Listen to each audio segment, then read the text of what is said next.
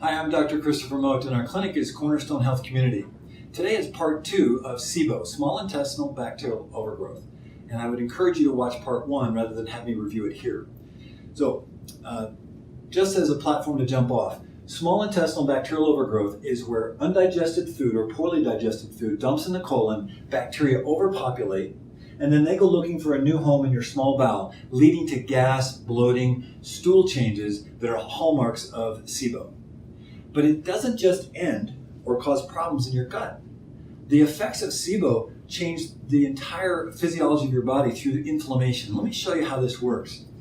If we stay in the small intestine and you have your intestinal tube, looking through a microscope, you'd actually see that it isn't smooth. It has these villi, these microscopic folds, and they absorb nutrients and allow for the blocking of toxins. It's a paradoxical function, but it works through the cells that line these villi. And those cells bring nutrients through, block toxins because they're tightly held together.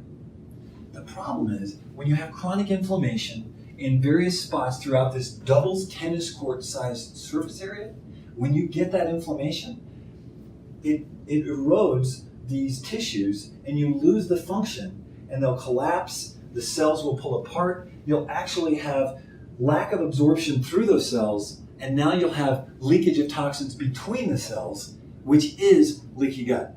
Now, how did this happen? Well, this happened because you had bacteria that moved into these small intestinal tissues where they're very delicate and their functions are exquisitely designed. And then when you have the bacteria produce toxins like lipopolysaccharides or mold that produces mycotoxins or yeast and their fungal toxins, any of those highly inflammatory toxins start to create these brush fires, if you will, and eventually when the body cannot control them, you'll get the erosion, the breakdown, and it starts leaky gut. So SIBO has the potential to cause leaky gut. Maybe as bad or worse, now the toxins from those organisms get right into circulation, they go right out to the rest of the body, and now if they hit your joints, that's joint pain. If it gets to your brain, that's brain fog and depression, and if it gets to any other tissue, you're going to have inflammation. So SIBO doesn't just affect the abdomen, but it hits all of our tissues with inflammation.